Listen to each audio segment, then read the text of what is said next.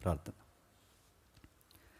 పరలోకమందున మా తండ్రి, ఇప్పటివరకు మీ కుమారుని ద్వారా కొన్ని విలువైన సంగతులు మాకు అందించారు. మరికొన్ని సంగతులు మాతో మాట్లాడండి. మీరు రాయించిన గ్రంథంలో నుంచి అనేకమైన సంగతులు నేర్చుకునే ప్రయత్నం మేము చేస్తున్నాం. తండ్రి, మీరు ఏ నిమిత్తం గ్రంథాన్ని అనుగ్రహించారో, ఎందుకు తండ్రి మనుషులు చదువుకోవాలని మీరు కోరుకున్నారో వాటన్నిటి గురించి క్రమానుగతంగా ఆలోచిస్తున్నాం. దేవా, మాతో మా అందరితో మీరు ఉండండి. మేధావులకి తండ్రి, పండితులకి అందని అనేకమైన సంగతులు పసిబాలురమైన మాకు తండ్రి మీరు బోధిస్తున్నందుకు మీకు స్తుతులు స్తోత్రములు. ఎన్నిక లేని మాతో ఎంపిక చేస్తండి. ఇలాంటి ఘనమైన సంగతులు తండ్రి మా మదిలో ముద్రించి మా ఆత్మీయ జీవితాన్ని స్థిరపరిచి బలపరచుతండి. మా విశ్వాసమును తండ్రి మరొక మెట్టు ఎదిగేలా తండ్రి మమ్మల్ని మారుస్తున్నందుకు మీకు స్తుతులు దేవా. ఎంతోమంది తండ్రి ఈ తరగతులని తండ్రి, ప్రత్యేకంగా ఈ వర్తమానాలను తండ్రి ఫాలో అవుతున్నారు. వారందరితో మీరు ఉండండి. అర్థం చేసుకునే జ్ఞానం ఇవ్వండి. అందరికీ అర్థమయ్యే రీతిలో తండ్రి చెప్పగలిగే జ్ఞానం మాకు ఇచ్చి బోధించిన దాన్ని మా బ్రతుకుల్లో చూపించే ధన్యత మాకు అనుగ్రహిస్తారని కోరుతూ మమ్ములను మీ బిడ్డలను అందరినీ మీ చేతులకు అప్పగించుకుంటూ క్రీస్తున్నామని ప్రార్థన సమర్పిస్తున్నాం తండ్రి. ఆమె. త్వరగా కొన్ని విలువైన సంగతులు విందాం.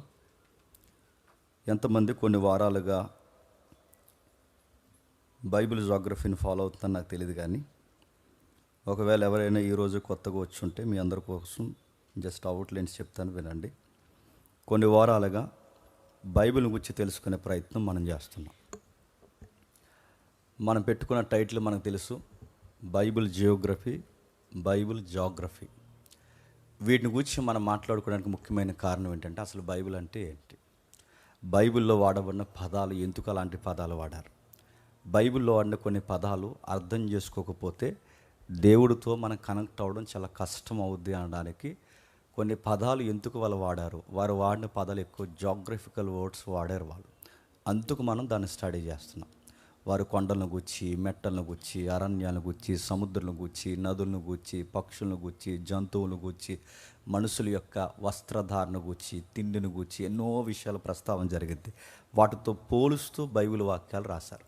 అలా రాస్తున్నప్పుడు వారు ప్రార్థనలు కూడా ఆ పరిస్థితులకు తగినట్టుగానే మాట్లాడుకున్నారు. ఎప్పుడు మీరు గమనించండి, పూర్వకాలపు ఏ పాటలైనా పాటలు హిస్టరీని తెలియజేస్తాయి. మీరు ఎప్పుడైనా మీరు చూడండి. అందుకే కీర్తన గ్రంథం చదువుతున్నప్పుడు కూడా బ్యాక్ హిస్టరీని బయటకు తీసుకొస్తాయి. ఇప్పుడు మీరు ఏజెన్సీ పాటలు ఎప్పుడైనా వినండి, ఆ పూర్వకాలపు పద్యాలు కానీ పాటలు కానీ ఏం చేస్తాయి అంటే చరిత్రని ఉద్భవింపజేస్తాయి, అంటే జ్ఞాపకం చేస్తే మరొకసారి మన కళ్ళ ముందుకు తీసుకొస్తాయి. అది పాట అంటే. పాటల్లో లెసన్స్ ఉండాలి, పాటల్లో చరిత్రని జ్ఞాపకం చేయాలి, పాట మన ప్రజెన్స్ ఏంటో మనకు తెలియజేయాలి. ఇప్పుడు అలా పాటలు లేవు, ఇప్పుడు బయట పాటలు లేవు, క్రైస్తవ పాటలు లేవు. పాట ఏంటంటే ఊగేయడం, ఎగిరేయడం, కిందడిపోయి దొల్లేయడం, అయ్యే కదా పాటలు అంటే. ఒక రచనకి మీనింగ్ ఉంది. ఇప్పుడు సరైన రైటర్స్ ఉన్నారు. ఇప్పుడు మ్యూజిక్ ఎక్కువైపోయింది, వాయిస్ తక్కువైపోయింది, డీజే ఎక్కువైపోయింది, పనికి మాలిన గంతులు ఎక్కువైపోయినాయి. అందుకే ఈ మధ్యకాలంలో పాస్టర్ గారు కూడా సూట్ తీసి గిర్ర తిప్పుతున్నారు. పాస్టర్ గారు సూట్ చూసి గిర్ర తిప్పితే కిందలో ఆగుతారా? సొక్కాలు ఇప్పేశారు, చూసారు లేదు. అందుకే మొన్న ఒక ఫేస్బుక్లో నాకు ఒక ఫ్రెండ్ ఉన్నారు, ఆవిడ వదిలేండి, ఆవిడ కూడా చాలా బలంగా వాడబడే స్పీకర్ ఆమె. అయితే ఆమె ఒక రీల్ అప్లోడ్ చేసింది, నాకు ప్రతి నోటిఫికేషన్ వస్తుంది. ఆ రీల్ నేను చూసినప్పుడు ఆ రీల్లో వాళ్ళు వర్షిప్ చేస్తున్న దాన్ని అప్లోడ్ చేశారు. ఆడపిల్లలు మగపిల్లలు కలిసి డ్యాన్స్ చేస్తున్నారు. అది వర్షిప్. అది అంటే వాళ్ళ ఫీలింగ్నే భక్తి అనుకునే రోజులు ఇవి. మనకు తోసిందే భక్తి అనుకునే రోజులు నడుతున్నారు. డ్యాన్స్ చేయడం అదొక తన్మయత్నం భక్తి. ఇవన్నీ ఎందుకు ఇలా జరుగుతుంది అంటే, నేను అనుకుంటాను వీళ్ళకి బైబిల్ సరిగ్గా చెప్పండి అర్థం కాక, వీళ్ళు సరి అయిన బైబిల్ కళాశాలలో చదవకోగల చదివినా నాకు తెలిసి వానాకాలం చదువుంటారు. అందుకే వీళ్ళకి ఎక్కలేదు. వీళ్ళకి థియాలజీ తెలియదు, వాళ్ళకి బైబిల్ నాలెడ్జ్ తెలియదు, రెఫరెన్స్ వ్యూ తెలియదు, ఏమీ తెలియదు. మరి ఏం తెలుసు అంటే జస్ట్ ఒకటే తెలుసు, వాళ్ళకి క్రిస్టియన్ టెర్మినాలజీలో praise the Lord, hallelujah, etcetera ఇదే తెలుసు. ఇంతకు మించి ఇంకేం తెలుసు? అదే భక్తి అనుకుంటారు. అందుకే బైబిల్ని ఇలాంటి పరిస్థితుల్లో మనం అర్థం చేసుకునే ప్రయత్నం చేస్తున్నాం కనుక. అంటే బైబిల్ అంటే ఏంటి, ఆ బైబిల్ పరిస్థితిని మనం ఎలా అర్థం చేసుకోవాలనడానికి జాగ్రఫీని మనం బేస్ లైన్గా తీసుకున్నాం. నా మాటలు అందరికీ అర్థమవుతున్నాయి కదా, కొంచెం సౌండ్ పెడతాం. ఆ జాగ్రఫీని ఏదైతే మనం బేస్ లైన్గా తీసుకున్నామో, జాగ్రఫీ మాట్లాడుతూ వారు ఎందుకు కొండల గురించి ప్రస్తావన తీసుకొచ్చారు, వాళ్ళు ఎందుకు మెట్టల గురించి ప్రస్తావన తీసుకొచ్చారు. ఎందుకంటే ఇజ్రాయేల్ దేశం అనేది ఎలాంటి పరిస్థితులు ఉందో మనకు తెలుసు. ఒకవైపు ఎడారి, మరొక వైపు సముద్రాలు, పైన ఉత్తర భూభాగంలో పూర్తిగా ఎత్తైన కొండలు, మనకి హిమాలయాలు ఎలా అయితే ఉన్నాయో అలాగే లెబనాను పర్వతాల కింద డెడ్ సీ, పూర్తిగా మృతతుల్యమైపోయిన భూభాగాలు. ఇలాంటి ప్రదేశాల మధ్య ఆ మాత్రం 6 నెలలు ఉంటే 6 నెలలని బ్లెస్ చేసి దేవుడు అన్నాడు, ఇదే మీకు వాగ్దాన భూభాగం అంటే పోన్లే ఉందాం అనుకుంటే అటువైపు ఒక శత్రువు, ఇటువైపు ఒక శత్రువు. ఈ శత్రువుల మధ్య అటు రాజకీయాలు బాగాలేదు, భౌగోళిక పరిస్థితులు బాగాలేదు, నదులు బాగాలేదు.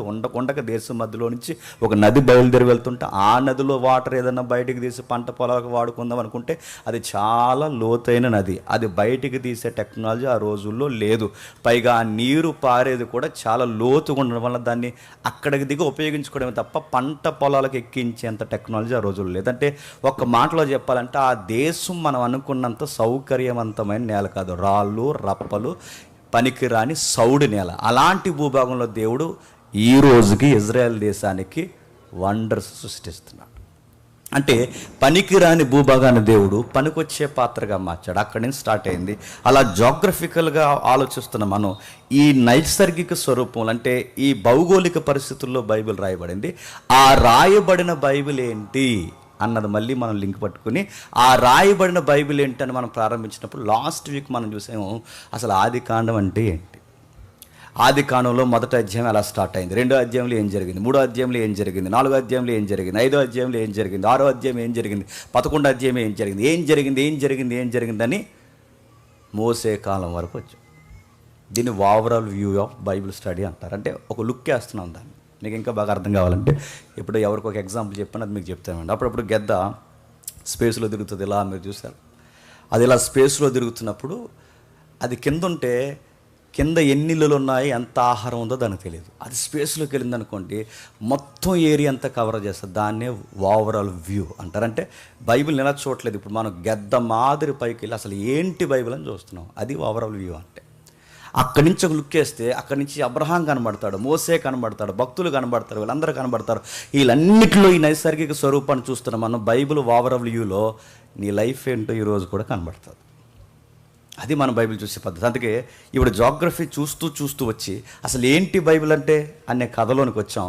ఆ కథలో కథానాయకులు ఎవరెవరు ఎలా ప్రవర్తిస్తున్నారు చూస్తూ లాస్ట్ వీక్ మనం చూసింది ఏంటంటే దేవుడు కలుగుగాక అన్నాడు. ఏం కలుగుగాక? వెలుగు కలుగుగాక, ఆరిన నేల కనబడనుగాక, మొక్కలు కలుగునుగాక, జంతువులు కలుగునుగాక, సముద్రాల నుంచి భూభాగం నుంచి ఎగిరే పక్షులు పాకే జీవులు వచ్చునుగాక. 6 రోజులు విచిత్రమైన జీవరాశులు పుట్టించాడు. 6వ రోజు పిలుచుకొచ్చి ఆదాముకి పేర్లు పెట్టమని సెలవు ఇచ్చాడు, ఆదాముకి వర్క్ నేర్పించాడు. ఆ తర్వాత ఆదాముకి కొన్ని కమాండ్స్ ఇచ్చాడు, నాలెడ్జ్ ఇచ్చాడు, ఫ్రీడమ్ ఇచ్చాడు, ఫ్రీ విల్ ఇచ్చాడు. అన్నీ ఇచ్చిన తర్వాత ఇది చేయొద్దు అన్నాడు. మన దేవుడి యొక్క మైండ్ సెట్ మీకు బైబిల్ చదువుతుంటే అర్థమవుతుందో లేదో నాకు తెలియదు, కానీ అన్నీ ఇస్తాడు, ఏది చేయొద్దు. బాగా వినాలి. ఏమీ లేకుండా ఇది సైకిరాండం కాదు. గదిలో పెట్టేసిన తర్వాత ఆ గదిలో కూర్చుని నేను ఏ తప్పు చేయలేదండి ఈ రోజు వరకు అంటే, నువ్వు గది నుంచి బయటికి రా, అప్పుడు చెప్పు ఏ తప్పు చేయలేదని. గదిలో కూర్చుని ఎక్కడికి పోకుండా ఏ పరిస్థితులు చూడకుండా నేను ఏ తప్పు చేయలేదంటే, గదిలో ఉంటే ఎవడో చేయడు, ఎందుకంటే చేసే అవకాశం లేదు కనుక. నువ్వు బయటకు వచ్చిన తర్వాత అన్ని అవకాశాలు నీకు ఉండే, అంటే నీకు ఫ్రీడమ్ ఉంది, ఫ్రీ విల్ ఉంది, అన్నీ ఉన్నాయి. అన్నీ ఉన్న తర్వాత కూడా ఏమీ చేయకుండా ఉంటావు చూసావా, అది దేవుని కమాండ్కి లోబడ్డం అంటే. ఆదాముకి దేవుడు అన్నీ ఇచ్చాడు, చెట్టేశాడు, చెట్టు తినొద్దన్నాడు, పండు గురించి వివరించాడు, పండు జోలికి పోవద్దన్నాడు. ప్రతి విషయాన్ని మాట్లాడేందుకు అన్ని దేవుడి దగ్గర పెడతాడు. మన దేవుడు అన్ని మన దగ్గర పెడతాడు, జాగ్రత్తగా ఉండమంటాడు. ఇలాంటి మైండ్ మీకు అర్థమవుతుందో లేదో, ఎవడు దొంగో వాడినే ట్రెజరీ మెంబర్ని చేశాడా లేదా, ఆడి చేతికే తాళాలు ఇచ్చాడా లేదా, అది స్టైల్, ఆయన స్టైల్, అది ఆయన మైండ్ సెట్. అది ఆయనకి అన్నీ తెలుసు, ఎవడేంటో తెలుసు, ఎలాంటి వాళ్ళో తెలుసు, అన్నీ తెలిసి వాళ్ళకే బాధ్యతలు ఇస్తాడు. కాకిలికి రొట్టెలు అంటే ఇష్టమా కాదా, ఆ కాకిలిని రొట్టెలు పట్టుకున్నాడు ఏలియాకి. ఎందుకు? అది ఆయన స్టైల్. దేవుడు ఏదైనా చూడండి అన్నీ దగ్గర పెడతాడు, పెట్టిన తర్వాత అంటాడు ఒళ్ళు దగ్గర పెట్టుకో అంటాడు. ఆదాంకి అదే చెప్పాడు. ఆదాం ఏం చేస్తాడు? ప్రాబ్లం ఎలా స్టార్ట్ అయింది మనకు తెలుసు. అందరూ ఏమంటారంటే సాతాన ప్రాబ్లం అంటే చెట్టు ప్రాబ్లం కాదు. ఆదాముకు ప్రాబ్లం అయ్యాడు. స్వేచ్ఛనిచ్చి జ్ఞానమిచ్చి జ్ఞాన మార్గంలో జీవ మార్గం నేర్పించి జాగ్రత్తలు చెప్పి ఇది చెయ్యొద్దని చెప్తే ఖచ్చితంగా ఏది చెయ్యొద్దన్నాడో అదే చేశాడు. జ్ఞానమిచ్చి జ్ఞాన మార్గం చెప్పి జీవాన్ని ఇచ్చి అన్ని ఇచ్చి ఇది చేస్తే ప్రాబ్లం అవుద్దని మనసుకి దేవుడు ఏదైతే చెప్పాడో ఖచ్చితంగా అదే చేశాడో. ఆ ప్రాబ్లం తెచ్చి మీదేసుకున్నప్పుడు అన్నాడు లోపలికి పోయి దాక్కున్నాడు. దేవా నేను తప్పు చేశాను, నేను ఒప్పుకున్నాడా? అంతా ఆవిడే చేసింది అన్నాడు. ఆవిడ ఒప్పుకుందా? ఆ సర్పం చేసింటుంది. పోనీ ఈరోజు మనం ఒప్పుకుంటున్నావా? వాళ్ళెవరో చేస్తే మాకేంటి అంటున్నాం. ఆ బుద్ధే ఇది. వాళ్ళ నుంచే వచ్చాం కనుక అదే బుద్ధి. ఇప్పుడు మనం కూడా ఎవరి వైపు చూపిస్తున్నాం? అంతా వాళ్ళిద్దరు చేశారు అంటున్నాం. వాళ్ళిద్దరు కలిసి ఏమన్నారు? అంతా పామే చేసింది అన్నారు. పామా అని అనకండి, మళ్ళీ ఇదొక థియాలజీ ప్రశ్న. అంతంటే ఒకరి మీదకి ఒకరు గెంటేసుకునే పరిస్థితి వచ్చింది. అక్కడి నుంచి మానవ పరిస్థితులు మారిపోయే దేవుడు మళ్ళీ మాట్లాడడానికి స్టార్ట్ చేశాడు. ఏం మాట్లాడుతున్నాడు? దేవుడు ఎదురు చూస్తున్నాడు. పెనుగులాడారు. బయటకు వచ్చిన తర్వాత బట్టకి ఏడ్చారు, బయటకు వచ్చిన తర్వాత తిండికి ఏడ్చారు, బయటకు వచ్చిన తర్వాత రోగాలకు ఏడ్చారు, బయటకు వచ్చిన తర్వాత నీడకి ఏడ్చారు. దేవుడు లేని లైఫ్ ఎలా ఉంటుందంటే, మళ్ళీ చెప్తున్నాను, ఒక కనిపించిన శూన్యం ఏర్పడుతుంది. దేవుడు లేని లైఫ్ అది ఊహించలేము. దేవుడిచ్చే పనిష్మెంట్ నన్ను అడిగితే కొట్టకరొద్దండి, తిట్టకరొద్దండి, ఆయన ఏమనవసరం అవసరం లేదండి. జస్ట్ ఆయన మనతో మాట్లాడితే చాలు, అయిపోయింది లైఫ్. అంతకన్నా పెద్ద పనిష్మెంట్ ఏం లేదు. ఆయన మనతో మాట్లాడడం మానేసి, ఆయన మనతో సంప్రదింపులు మానేస్తే చాలు, లైఫ్ అయిపోయినట్టే. కయ్యను కూడా నెత్తి నీరు కొట్టుకుంటే చెప్పిన, దేవా నీ సన్నిధి నుంచి నన్ను దూరం చేసావు. అతిపెద్ద పనిష్మెంట్ ఏంటంటే నీ సన్నిధికి రాకుండా చేసేసావు. కయ్యను కొట్టాడా? కయ్యని తిట్టాడా? కయ్యని ఏమన్నాడు? కయ్యనికి ఇచ్చిన పనిష్మెంట్ ఏంటి చెప్పిన? ఇంక కనబడక రప్పో అన్నాడు. కొన్ని పనిష్మెంట్లు ఎలా ఉంటాయి చెప్పిన? మాట్లాడడం మానేసి దూరం పెడితే అయిపోయినట్టే లైఫ్. ఆదాముకు కానీ కయ్యేనికి కానీ ఈ పనిష్మెంట్లు పరంపర దేవుడు స్టార్ట్ చేశాడు. ఆ టైంలో దేవుడు అలా వెళుతుండగా చరిత్రలో దేవుడు తలుక్కుమని చూసిన మరొక వ్యక్తి నోవహు. మిగతా లైఫ్ అక్కడ వరకు మనం చూసాం. నోవహు ఏం చేసాడో మనకు తెలుసు. నోవహుకి స్వేచ్ఛ ఉంది, నోవహుకి స్వతంత్రం ఉంది, నోవహుకి ఆజ్ఞలు తెలుసు, నోవహుకి అన్నీ తెలుసు, అన్నీ తెలుసు. నోవహు అన్ని అవకాశాలు నోవహు లోబడ్డాడు. నోవహు కాలం మనకు తెలుసు. ఆయన చుట్టూ లూకా గారు కోట్ చేస్తారు, ఆయన చుట్టూ ఎవరున్నారట? తిండిబోతులు ఉన్నారంట. ఆయన చుట్టూ ఎవరున్నారట? తాగుబోతులు ఉన్నారట. ఆయన చుట్టూ ఎవరున్నారట? తిరుగుబోతులు ఉన్నారట. ఇంత సొసైటీలో అందరూ చెడిపోయిన వారి మధ్య చెడిపోకుండా ఉన్నాడంట. అందుకు నోవహు నచ్చాడు. అందరూ అలా ఉన్నారు, నేను అలా ఉంటే తప్పేంటి అనుకుంటే ఇంక నోవహు లేడు. అందరిలాగా నేనుంటే అందరితో నలుగురితో అని లేడు. దేవుడు ఏ విధంగా చూస్తాడంటే, నోవహుని చూసినప్పుడు దేవుడు చూడండి ఒక ప్రత్యేకతను చూశాడు, స్వేచ్ఛనిచ్చాడు. ఆదాముకి ఏ స్వేచ్ఛ ఇచ్చాడో, ఆదాముకి ఏ వాగ్దానాలు ఇచ్చాడో, ఆదాముని ఏ విధంగా అయితే తరతరాలు దీవిస్తాడో అదే వాగ్దానాలు నోవహుకి ఇచ్చినప్పుడు నోవహు లోబడ్డాడు. తర్వాత నోవహు దగ్గర నుంచి జనరేషన్ స్టార్ట్ అయింది. మళ్ళీ 11వ అధ్యాయంకి వచ్చింది. 11వ అధ్యాయంకి వచ్చేసరికి లోబడేవాడు ఒకడు కనబడ్డా. గోపురం పెట్టి చుట్టూ కాపురం పెట్టి ఆ గోపురంలో దేవుడికే కాపురం పెట్టాలనుకున్నారు. అవే జిగ్రాట్స్ లాస్ట్ వీక్ మనం చూసాం. పైన ఒక తలుపు పెట్టి ఆ తలుపు నుంచి దేవుని పిలిపించి ఆ కిందకు వచ్చిన తర్వాత మేము దేవుని దేవా నువ్వు మాకు దేవుళ్ళు ఇచ్చే నీకు కావాల్సిన అర్పణలని మేము అనుగ్రహిస్తాం, ఇదిగో లంచాలు అన్న. అంటే దేవుడితో పూజా కార్యక్రమాలు ప్రారంభించింది అక్కడి నుండే, హిస్టరీలో స్టార్ట్ అయింది అక్కడి నుండే. ఆ తర్వాత 11వ వచ్చేసరికి ఒక్క లోబడలేదు. మళ్ళీ లోబడే వారి కోసం దేవుడు ఎతికాడు. మళ్ళీ జనరేషన్ స్టార్ట్ అయింది. నదీ పరివాహక ప్రాంతాలకు వచ్చారు. ఆ పరివాహక ప్రాంతాల్లో జనరేషన్ ఉత్పత్తి క్రమం జరిగింది. ఆ జనరేషన్ ఉత్పత్తి క్రమమే మనకు తెలుసు, మెసొపొటేమియా నాగరికత. ఆ మెసొపొటేమియా నాగరికతలో దేవుడు మళ్ళీ తలుక్కుమని చూసిన వ్యక్తి ఎవరంటే అబ్రహాం గారు. Last week class just outlines మనం చూస్తున్నాం. అబ్రహాం గారు కనబడితే అబ్రహాం గారిని దేవుడు మళ్ళీ పిలిచి అబ్రహాంతో దేవుడు ఒక మాట అన్నాడు, మాటను అన్నాడు. నీ తండ్రి ఇంటి నుండి నీ బంధువుల ఇంటి నుండి నేను చెప్పిన ప్రదేశానికి ఇప్పటికిప్పుడు నువ్వు బయలుదేరితే దేశం రాసిస్తానన్నాడు. మీకు దేవుడు మైండ్ సెట్ మీకు మళ్ళీ అర్థమవుతుందో లేదో. ఆయనకి పెద్ద ఏం చేయాల్సిన అవసరం లేదండి, మాట వింటే చాలు, అంతే సెట్ చేసి పడేస్తాడు. ఆయన మాట వింటే చాలు. ఆదాం దగ్గర కోరుకున్నది ఏంటి చెప్పండి? మాట వినాలి. నోవహు దగ్గర కోరుకున్నది ఏంటి చెప్పండి? మాట వినాలి. అబ్రహాం దగ్గర కోరుకున్నది ఏంటి చెప్పండి? మాట వినాలి. మీకు ఆది కాండ నుంచి ప్రకటన గ్రంథం వరకు ఆయన మైండ్ మీకు ఎలా కనబడుతుంది చెప్పండి? మాట వినాలి. సమూయేలు దగ్గర సౌలు కోసం డిస్కషన్ వచ్చినప్పుడు సౌలు విషయంలో దేవుడు అన్నది చెప్పిన మాట వినమను, మాట వినమను. దేవుడికి ఉండే మైండ్ సెట్ ఏంటంటే మాట వినాలి, మాట లెక్క చేయాలి, మాట వినాలి.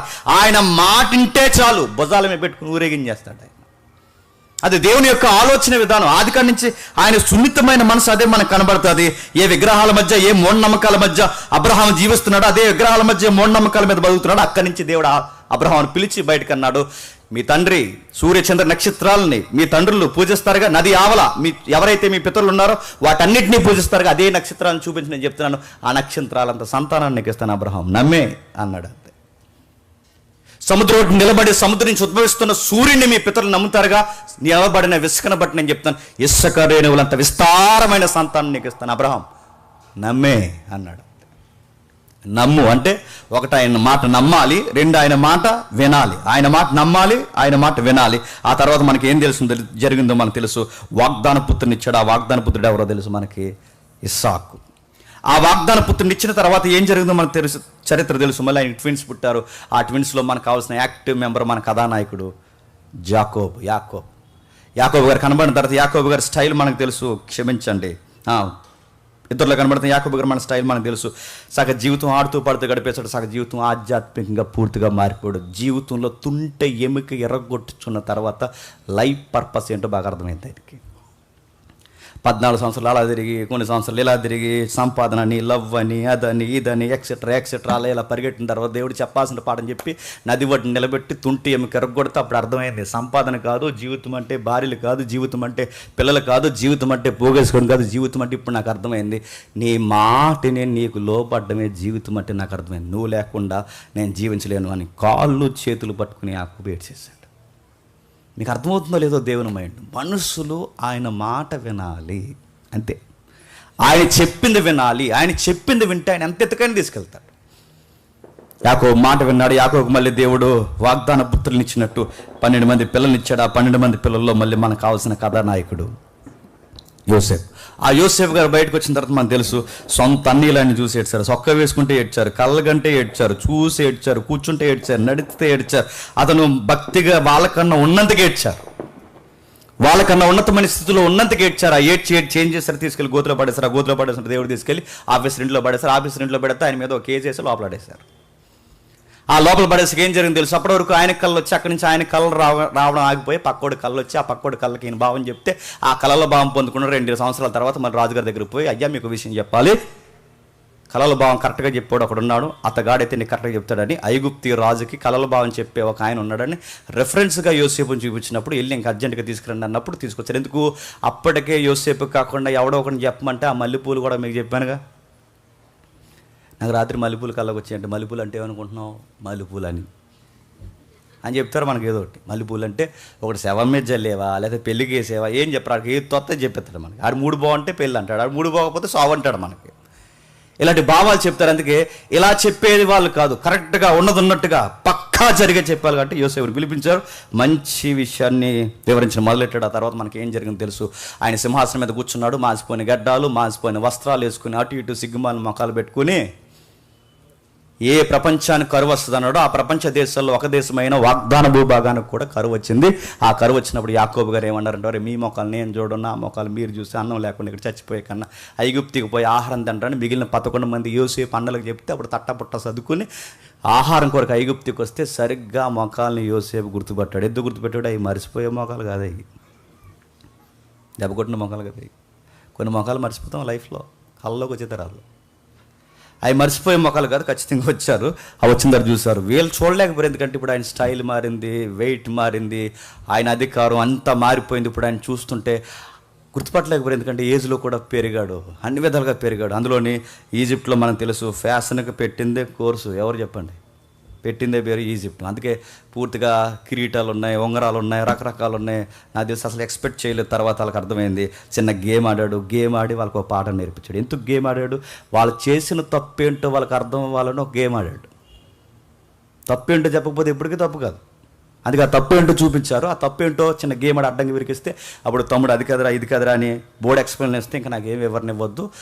దేవుడు మీ ద్వారా కీడు జరిగించి ఈరోజు మేలు జరిగించడానికి కారణం ఏంటంటే, భవిష్యత్తు ఎరిగిన దేవుడు కరువు వస్తున్న సంగతి ఇజ్రాయేల్ దేశానికి అన్నం పెట్టడానికి, ఇజ్రాయేల్ ప్రజలకు అన్నం పెట్టడానికి ముందుగా నన్ను దేవుడు కీడు గుండా నడిపించి ఈరోజు నన్ను ఇక్కడ నిలబెట్టాడని అక్కడతో ఒక కథ ఒక మూలకు వచ్చింది.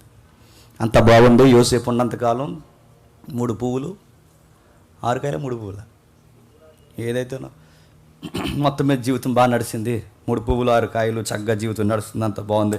యోసేపు గారు సెలవు లేకుండా ఐగుప్తులో డెక్కైనను కలదు. ఎందుకంటే ఫరో యొక్క సంతకం పనిచేయాలంటే ముందు సంతకం ఎవరో పనిచేయాలి తెలుసా, యోసేపు గారు బంద్ చేయాలి. అంత పవర్ ఇచ్చారు ఆయనకి.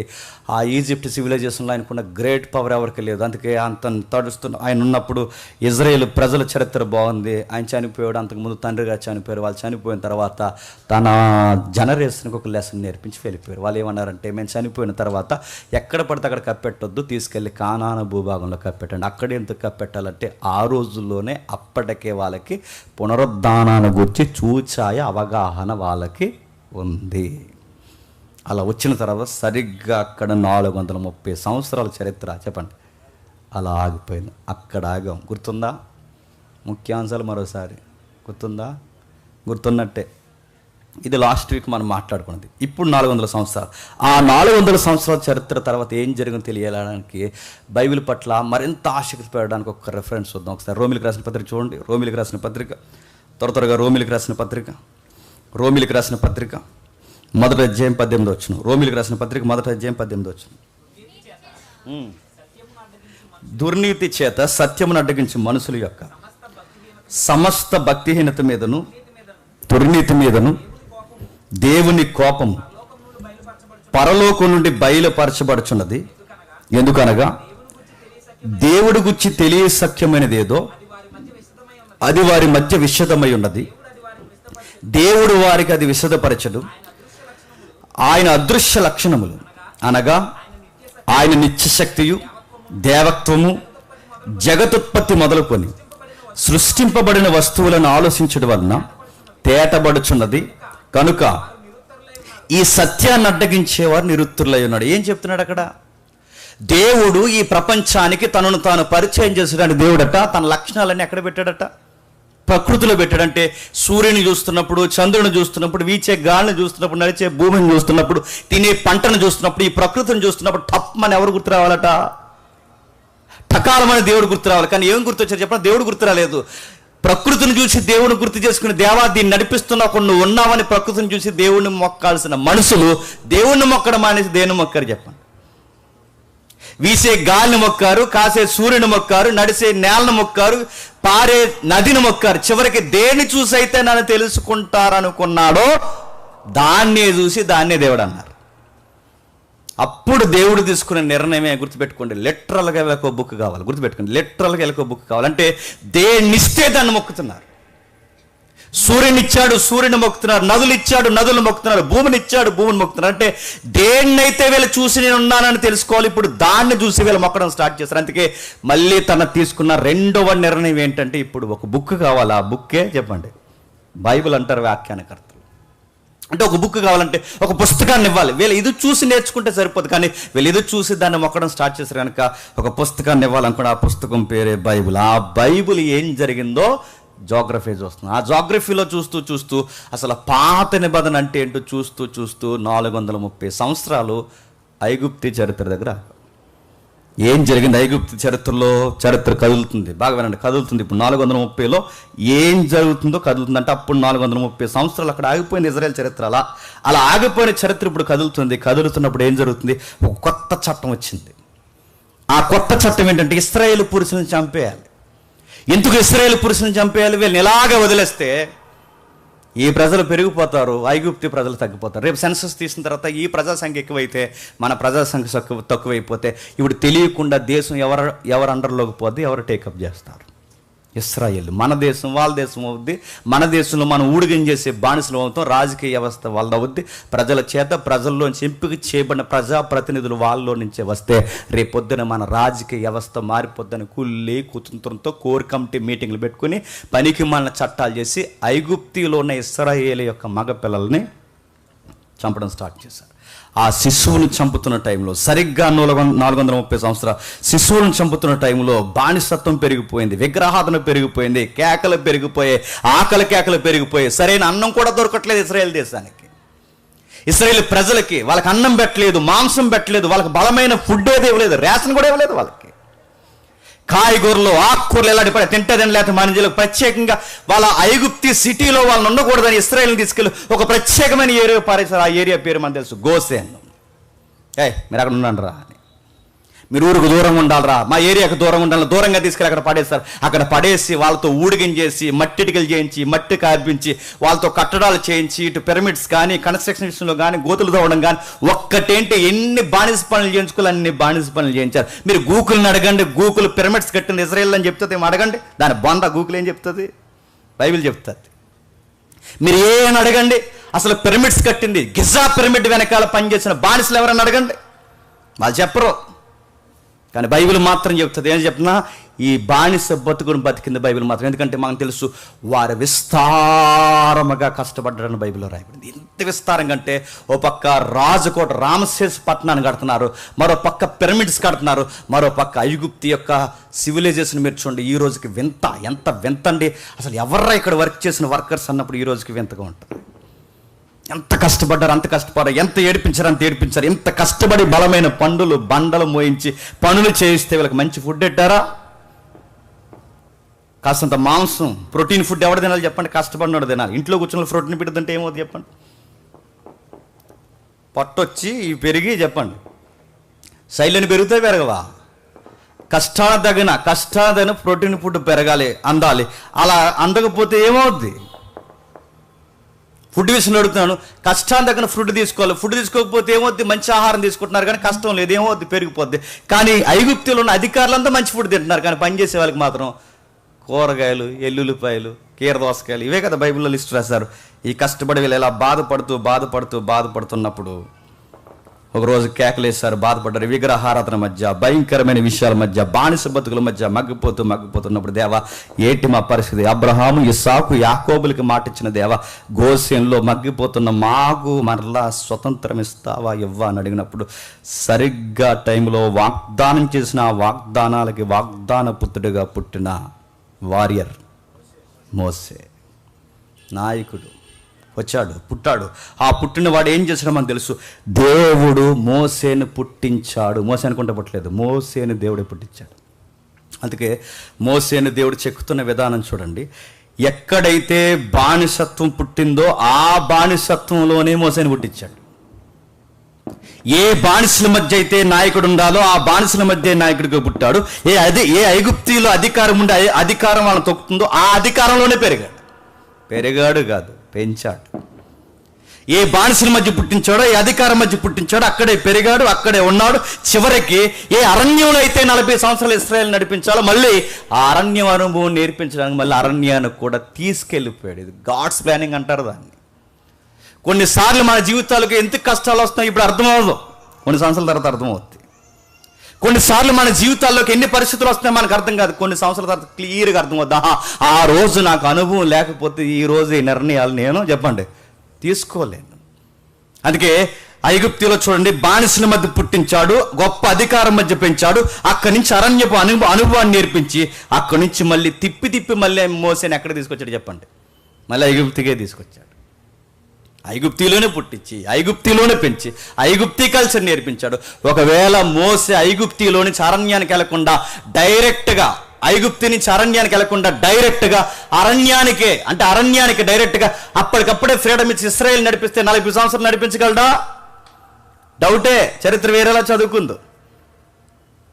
అరణ్యపు అనుభవం 40 సంవత్సరాలు, కఠినమైన అరణ్యం, ఏ రూట్స్ ఎలా ఉంటాయి, ఎక్కడికి ఎలా వెళ్ళాలో ఈ రూట్ మ్యాప్ కనీసం బ్రూఫ్ ఆయనకి ఐడియా లేకపోతే పరిస్థితులు ఎలా ఉంటాయి చెప్పండి. అటు అరణ్యపు అనుభవం మోసేకి తెలుసు చెప్పండి, ఇటు అంతఃపురం అనుభవం మోసే తెలుసు. అంటే ఆయన క్లాస్ మాస్ రెండు మిక్స్ అయ్యాడు. ఎవరు చెప్పండి? మోసే. రెండూ తెలుసు ఆయనకి. అందుకే ఆయనకి 2 విషయాలు అర్థమైనాయి. అరణ్యపు అనుభవం ఉంది, అంతఃపురపు అనుభవం ఉంది. ఆ అనుభవంలోంచి దేవుడు మళ్ళీ మోసేని తీసుకొచ్చాడు. ఎందుకు తీసుకొచ్చాడు తెలుసా? మోసేకు ఒక ఫీల్ ఉండేది అటు లోపల, అది స్టెఫను ప్రసంగంలో కనబడుతుంది. మీరు ఇంటికి వెళ్ళినారు చదవండి. ఆ స్టెఫను ప్రసంగంలో మోసే ఏమంటాడంటే, నా ద్వారా ఇశ్రాయేలుకి దేవుడు రక్షణ కలగజేస్తున్నాడని తలంచి. ఓకే, నీ ద్వారా ఇశ్రాయేలుకి రక్షణ కలగజేస్తున్నాడు, ఓకే. కానీ రక్షణ కలగజేస్తాడన్న మోసే గారు ఎలా కలగజేస్తున్నాడు అనుకున్నాడంట? ఫైట్ కొడాడు కదా ఒకడిని కొట్టి వాడిని ఇసుక సమాధి చేసి అప్పుడు అంటున్నాడట ఏమని? నా ద్వారా ఇశ్రాయేలుకి రక్షణ. అంటే ఆయన ఫీలింగ్ అని చెప్పండి, రక్షణ కలగజేస్తున్నాను. ఎదుటిని కొట్టేస్తావా, రక్షణ కలగజేస్తావా అని చెప్పంటే ఈయన ఎలా అనుకుంటున్నాడంటే ఒకరిని చంపేసి దాని ద్వారా రక్షణ అనుకుంటున్నాడు. ఇప్పుడు మోసే దేని మీద అనుకుంటున్నాడో తెలుసా? తన బలం మీద, తన జ్ఞానం మీద, తన చదువుని నమ్ముకుంటున్నాడో లేదు చెప్పండి. దేవుడికి అలాంటిది అవసరమా? నువ్వెంత చదువుకున్నవాడవైనా, నువ్వెంత బలవంతుడవైనా దేవుడికి కావాల్సింది చెప్పిన మాట వినేవాడు కావాలి. గుర్తుపెట్టుకుని అది ఆ పాయింట్ ఎప్పుడు మిస్ అవ్వదాన్ని. ఆదాము మాట ఇవ్వాలి, నోవహు మాట వినాలి, అబ్రహాము మాట వినాలి, నువ్వు మోసేవైనా మాట వినాలి. ఎక్కడెక్కడ సెటిల్మెంట్లు చేసి, ఎక్కడికెక్కడ కొట్టేసి, ఎక్కడికెక్కడ ఇసుక సమాధులు చేసేస్తే దేవుడు మాటిని ఆయన అనుకుంటున్నాడు, నన్ను దేవుడు ఈ విధంగా వాడుకుంటున్నాడు. ఈ రోజు లేవా కొన్ని శాఖలో? ఎందుకురా మీరు అలా తిరుగుతున్నారంటే వీళ్ళు అన్నారట, ఐగు బాగా విన్నాడు, ఎందుకు ఇలా తిరుగుతున్నారు మీరంటే అందరి నుంచి క్రైస్తవుల్ని కాపాడడానికి జిమ్ చేస్తున్నాం అన్నారట. జిమ్ చేస్తున్నారా? జిమ్ములు, రన్నింగ్లు దేనికిరా అని అడుగుతున్నాను. చెయ్యి, నీ ఫిట్నెస్ కోసం అయితే చెయ్యి, కానీ నువ్వు క్రైస్తవ్యాన్ని కాపాడడానికి ఎవరినో కొడతానంటున్నావు చూసావా?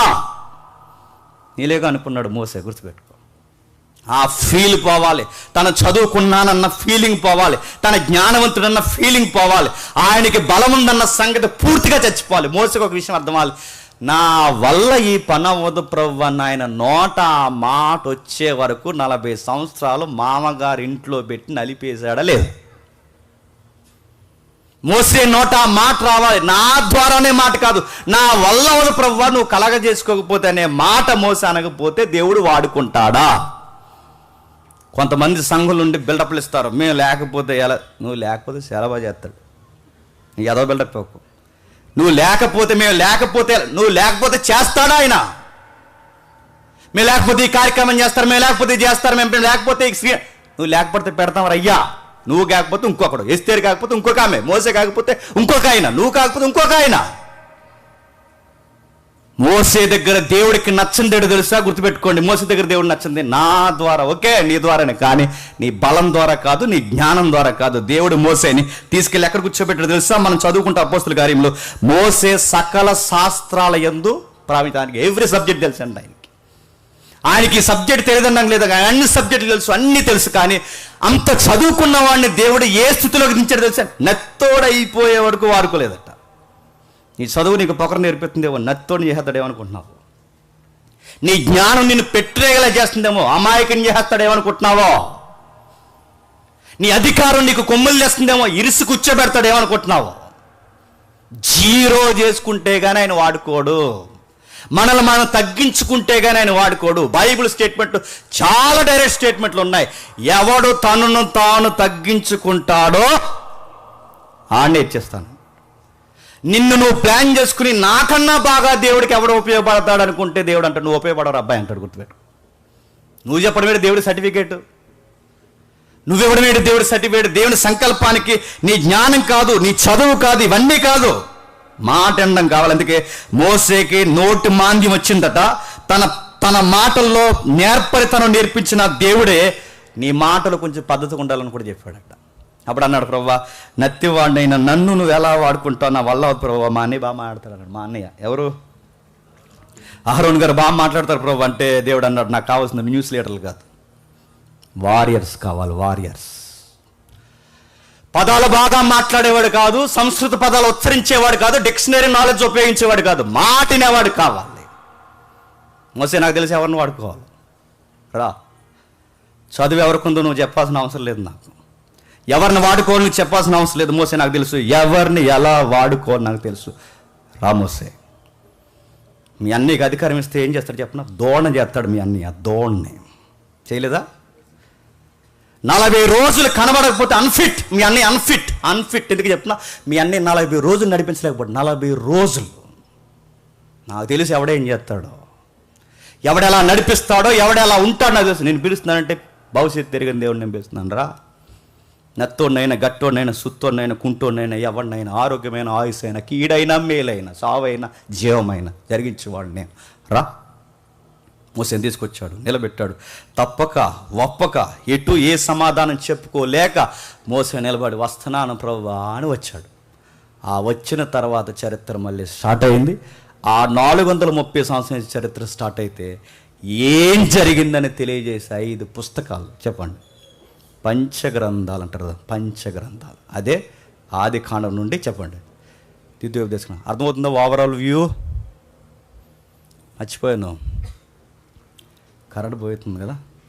లాస్ట్ వీక్ మనం అనౌన్స్మెంట్ చేసినప్పుడు సుమారు 3-4 స్పందించారు. మనకి ఎంత కేవీ అవుతుందో దాన్ని అంచనా వేయడానికి ఈ వారం మనకు ఖాళీ లెక్క వేయలేకపోయాం. విదేశాల నుంచి 2 స్వదేశంలో ఉన్న సిస్టర్ గారు వీళ్ళ 3 స్పందించారు. వీళ్ళ 3ని కలిపి ఒక మంచి జనరేటర్ మనం తీసుకోవాలనుకున్నాం. జనరేటర్ ఏదైతే ఉందో మనం ఎక్కడ క్యారీ చేసినా మనకు ఉపయోగపడేలా తీసుకోవాలనుకుంటున్నాం. దాని మీద మాకు అవగాహన లేదు. దీన్ని అంచనా వేసే వాళ్ళు ఎవరైనా ఉంటే మాకు చెప్పండి, ఓకేనా? మేము సిగ్గుపడనక్కర్లేని పనివారిగా సేవ చేస్తామని గుర్తేండి చెప్పిన. వీళ్ళ 3 మాకు ఇస్తా అన్నప్పుడు ఆ డబ్బులు అక్కడ తీసుకుని ఈ డబ్బులు వీళ్ళు తీసుకుని ఈ కొన్నది వీళ్ళకి జీవించి ఆ కొన్నది వాళ్ళకి జీవించవచ్చు. మేము జీవించలేము. 1,500-2 లక్షలు అవుతాయని చెప్పలేము. కానీ గుర్తుపెట్టుకోండి, వీళ్ళకి ఆ జనరేటర్ జీవించి వాళ్ళకి ఆ జనరేటర్ జీవిస్తే జీవించలేమా? పులిపేట మీద నిలబడి నేను చెప్తున్నాను, ఇది నాణ్యమైన సేవ. కాబట్టి ఎవరైనా సహకరించాలనుకుంటే సహకరించండి. లాస్ట్ వీక్ మనం కొందాం, వీలైతే తప్పలేం కొట్టకండి, జనరేటర్ కొందాం. సరే, ఏదేమైనా 5 గ్రంథాలు, ఈ 5 గ్రంథాల దగ్గర ఆగింది. 5 గ్రంథాలు ఏం జరిగిందో మనకు తెలుసు. ఐగుప్తు నుంచి వచ్చిన తర్వాత 5 గ్రంథాలు రాశారు. చివరి గ్రంథం వచ్చేసరికి మోసే పిలిచాడు. ఓ లుక్కే చూశాడు, ఎలా ఉంది వాగ్దాన భూభాగం? అదిరిపోయింది ప్రభువా, బాగుంది కదా, నువ్వు వెళ్ళవు అన్నాడు. యా ప్రభువా అని అడగలేదు, ఎందుకు ప్రభువా అని అడగలేదు. అడగడు, ఎందుకంటే మాటినేవాడు తిరిగి ప్రశ్నలు వేయడు. ఏం చేసినా మంచిగా చేస్తాడు. వెళ్ళవంతే. అదే అరణ్య ప్రాంతాల, అదే పర్వత ప్రాంతాల మీద మోసే ఎక్కడ చనిపోయాడు మనకు తెలియదు, ఎలా ఉన్నాడో మనకు తెలియదు.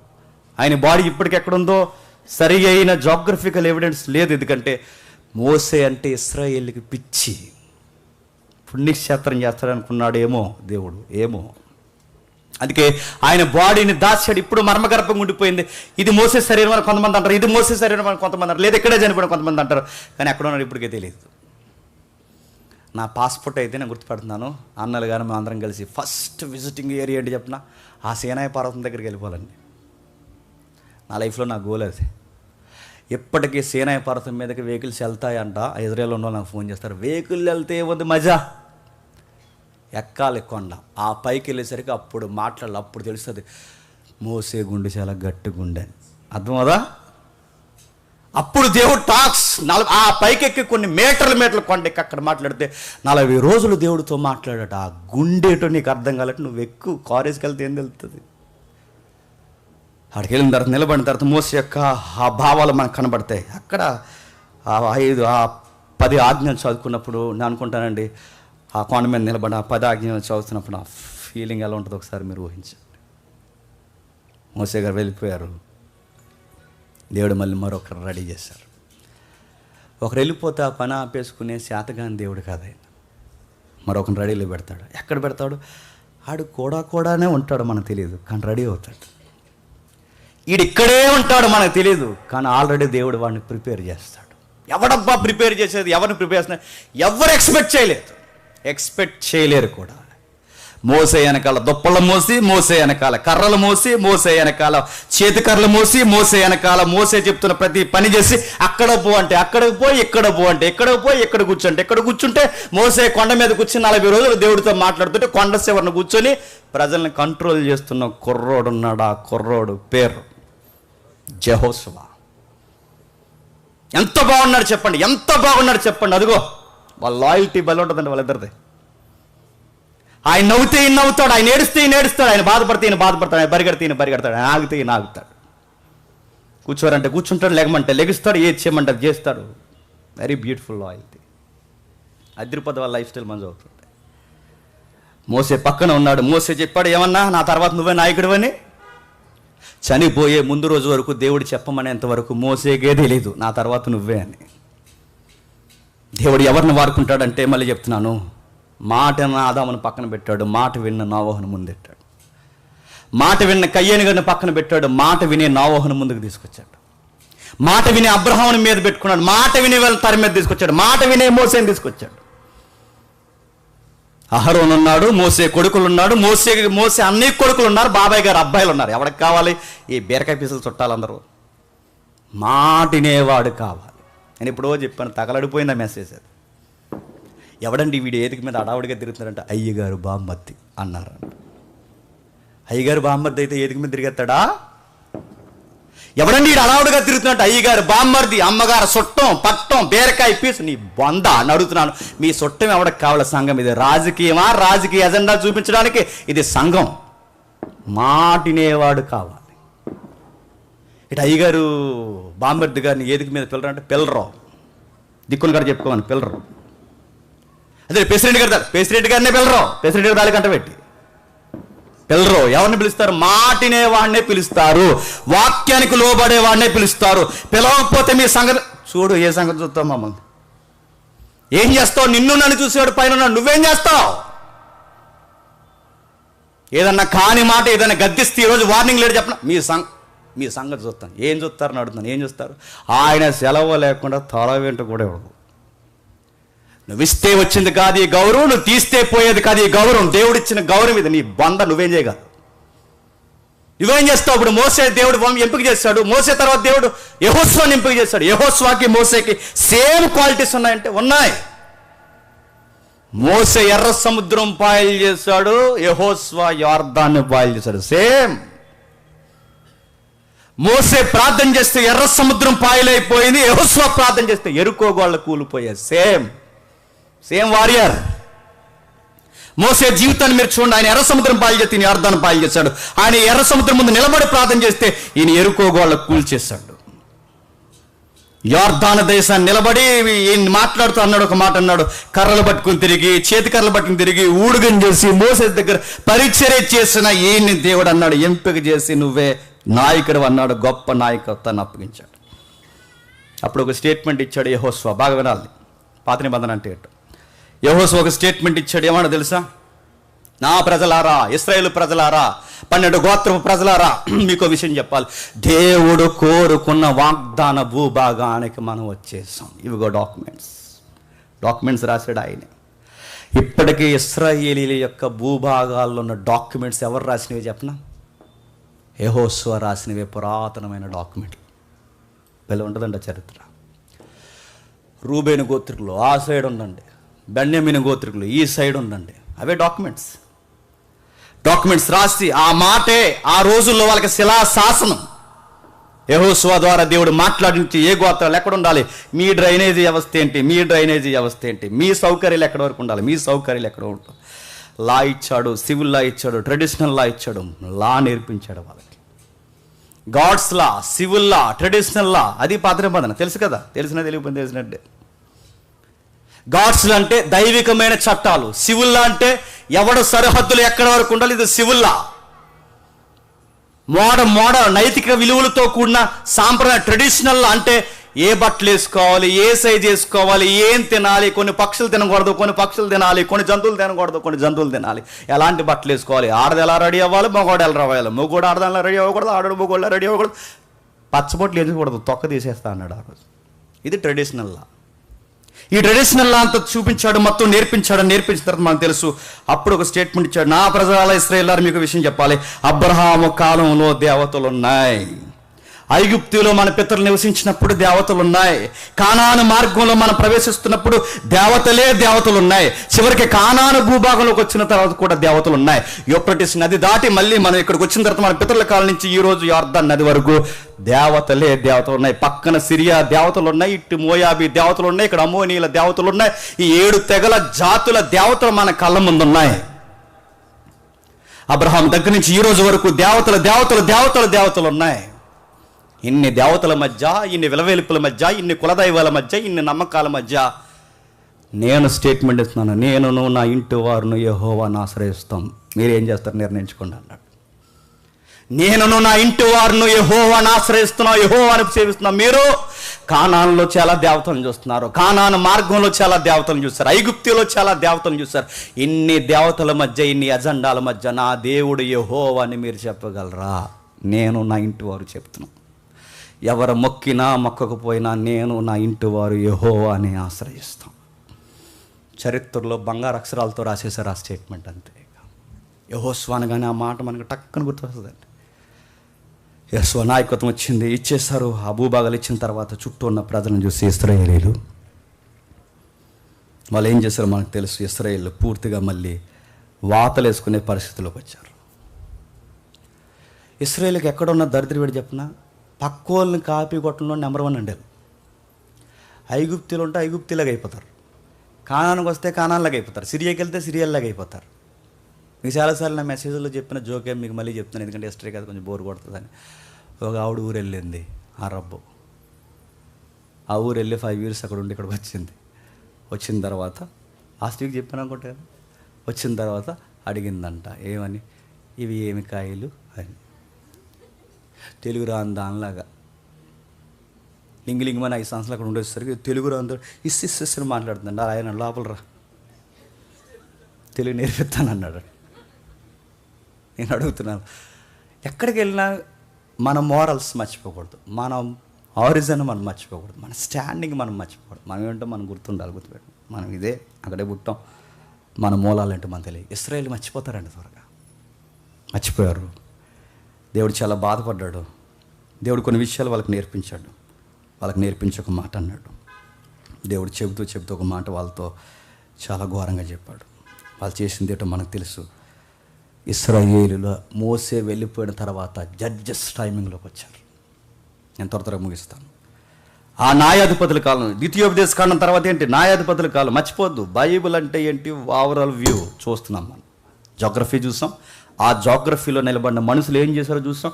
అక్కడ బైబిల్ ఏ పరిస్థితుల్లో రాశారో చూస్తున్నాం. ఆ రాసిన పరిస్థితులు ఏంటి పాత నిబంధన అంటే ఒక లుక్ వేస్తున్నాం. మొత్తం వచనాలన్నీ అధ్యాయాలన్నీ వివరించుకుంటూ వెళ్ళిపోతే మీరు వృద్ధులే చచ్చిపోతారు. చెప్పండి, నేను వృద్ధుడినే చచ్చిపోతాను. ఇంకటికి పోతే ఇంకెన్నిసార్లు పోతుందో చెప్పండి. మనం తినే పానీపూర్లకి, పాచిపోయిన పూర్లకి, పెసరట్లకి ఎంతకాలం పోతుంది చెప్పండి. త్వరగానే చచ్చిపోతాను. నాకు కూడా త్వరగానే చచ్చిపోవాలని ఉంది నిజంగానే. అందుకే ఉన్నత కాలంలో మనం నేర్చుకునే ప్రయత్నం చేద్దాం, చూద్దాం. ఏమంటున్నాడు చూడండి. అలా రాస్తూ న్యాయాధిపతుల కాలం వచ్చింది. న్యాయాధిపతుల కాలం వచ్చేసరికి ఏం జరిగింది, ఒక్క న్యాయాధిపతి దేవుడిని సంతోషపెట్టాడండి. అలా సంతోషపెట్టినట్టు ఉండేవాడు. చివరికి వచ్చేసరికి దేవుడిని మళ్ళీ ఆయుష్ పెట్టేవాడు. ఒక్క జడ్జి తినంగా దేవుడిని ఆనంద పెట్టాడా. దొంగ తీర్పులు ఇచ్చారు, దొంగ మాటలు మాట్లాడారు, దొంగ విషయాలు ఇరుక్కున్నారు, రకరకాల బాధలు గురి చేశారు. న్యాయాధిపతుల కాలంలో ఇశ్రాయేలు పదే పాపం పడ్డారు. అందుకే న్యాయాధిపతులు కన్నా చదువుతున్నప్పుడు ఎక్కువగా ఇశ్రాయేలు మరలా పాపం చేశారు, మరలా ఓడి ఎక్కువ ఉంటుంది. మీరు చూడండి, మరలా పాపం చేశారు. చివరి జడ్జి కాలంకి వచ్చింది. ఆ చివరి జడ్జి ఇటు ప్రవక్త, ఇటు జడ్జ్, న్యాయాధిపతి, ప్రవక్త. ఆయనే సమూయేలు గారు ఉన్నంతకాలం 40 ఏళ్ళు సుమారుగా దేశం బాగుంది, భక్తి కలిగి భయపడింది. యవనస్తులు బాగుపడ్డారు, సంసారాలు బాగుపడ్డారు, సంఘాలు బాగుపడ్డాయి, సేవ బాగుపడింది. ఆ ప్రవక్త ఉన్నంతకాలం అంతా బాగుంది. అమ్మాయి అనుకునే సమయానికి ఆయనకి వయసు అయిపోయింది. ఆయనకి వయసు అయిపోయే సమయానికి ఆయన తన కొడుకుల్ని మళ్ళీ ఆ ప్లేస్లో నామినీ నేములు ప్రకటించాడు, నా కొడుకుల తర్వాత అని. ఆ కొడుకులిద్దరు ఎప్పుడైతే ఆ పేర్లు ప్రకటించారో ఆ కొడుకులిద్దరు మళ్ళీ ఆ సింహాసనాలు ఎక్కి ఆ న్యాయాధిపతి సింహాసనం మీద కూర్చోమంటే రచ్చబడిలో దొంగ తీర్పులు తీర్చారు. ఆ తీర్పులు చెప్పిన ఎవడు లంచం ఎత్తే వాడికి అనుకూలంగా తీర్పు చెప్పారట. నువ్వు డబ్బులు బాగా ఇచ్చావు అనుకో, 10 ఎకరాలు గొడవ అనుకో, అన్నదమ్ములకి ఇద్దరు 10 ఎకరాలు గొడవ అనుకోండి, డబ్బులు బాగా ఇచ్చారు అనుకోండి, పెద్దోడు డబ్బులు బాగా ఇచ్చాడు అనుకోండి, పెద్దోడికి తీర్పు చెప్తారు. నిజానికి 10 ఎకరాలు గొడవ తీర్పు ఎలా చెప్పాలి, నీకు 5 మాట్లాడకండి, వెళ్ళిపోండి ఇంటికి అన్నారు. అలాగ అంటారంట. వీడికి 8 నీకు 2 అంటారు. అదే సార్ ఇదేం తీర్పు జరగట, హే ఆడికి 8 రా, నీకు 2 రా. అదే సార్ అదేం తీర్పు అంటే, ఇందులో ఎవడరా పెద్దోడు అని అడుగుతాడట. అన్నయ్యేనండి అంటే, అన్నయ్య కాబట్టి ఆడికి 8, తమ్ముడు కాబట్టి నీకు 2 పో అంటారట.